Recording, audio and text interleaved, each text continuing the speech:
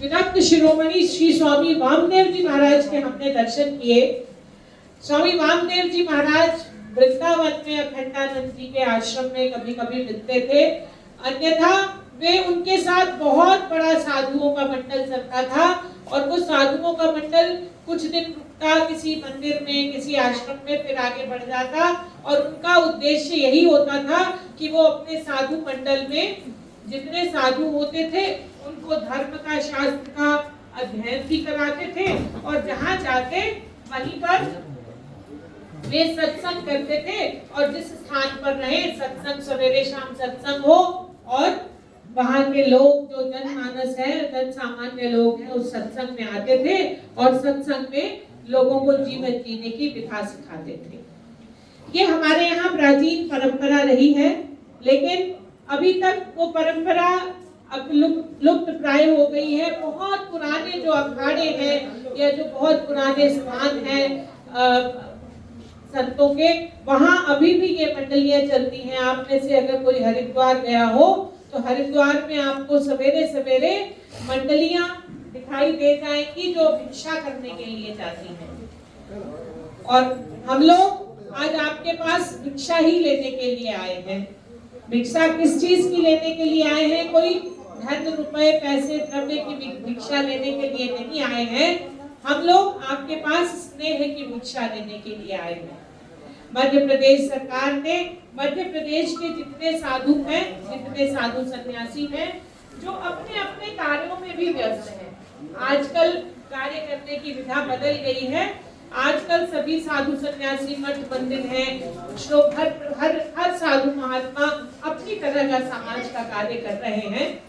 तो सभी साधु सन्यासियों को मध्य प्रदेश सरकार की तरफ से निवेदन किया गया कि आप भी प्राचीन समय की तरह अपनी एक मंडली लेकर चलिए और ग्राम ग्राम जाकर जो लोगों को जीवन जीने की एक विधा सिखाइए, उनको एक सन्मार्ग पर चलने की प्रेरणा दीजिए और सत्संग करवाइए और सत्संग का लाभ मिलेगा तो निश्चित ही जीवन में बदलाव भी आएगा। अब हम लोग आपके पास आए हैं इस बात को केवल आप तक पहुंचाने के लिए कि हर एक मनुष्य जो है वो उसी परमात्मा की अभिव्यक्ति है, परमात्मा का स्वरूप है। हमारे पीछे आप लोग लिखा देख रहे हैं ना, स्नेह यात्रा, और स्नेह यात्रा के ऊपर भी एक लिखा हुआ है सर्वम खल्विदम ब्रह्म। सर्वम खल्विदम ब्रह्म अर्थात सृष्टि के सभी जो मानव हैं, जितने लोग हैं, ये पूरी सृष्टि जो है ये परमात्मा का ही स्वरूप है, ब्रह्म का ही स्वरूप है। सर्वम खल्विदम ब्रह्म, ब्रह्म का ही स्वरूप है। जब सब ब्रह्म का ही स्वरूप है, सब ब्रह्म की ही अंश है, हम भगवान के अंश हैं, वो हमारे अंशी हैं।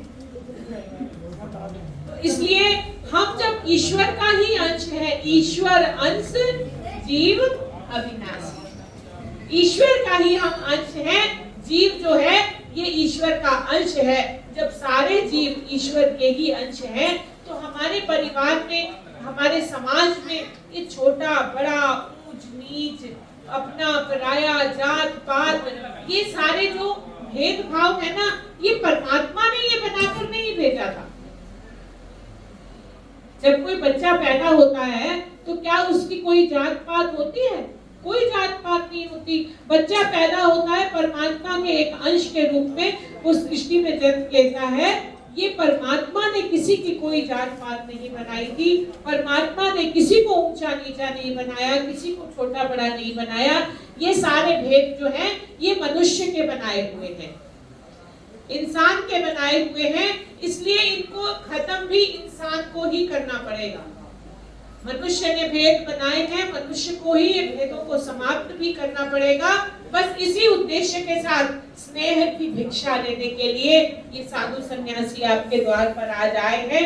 हम सब लोग, आप लोगों को एक एक सूत्र दिया गया है और ये सूत्र आपको देने का अभिप्राय केवल इतना है कि रक्षाबंधन आ रहा है और रक्षाबंधन से पहले हम पूरे भेद मिटाकर आपके आसपास, आपको ये सूत्र स्वयं को नहीं बांधना, जो आपके बगल में बैठा है उसको आप सूत्र बांधिए। सब एक दूसरे को स्नेह के बंधन में बांधे, और स्नेह के बंधन में बांधने के बाद जो आपको एक दूसरे से स्नेह मिले, आखिर हम जब स्नेह का सूत्र बांधेंगे तो स्नेह का सूत्र बांधकर आपको बदले में स्नेह मिलेगा।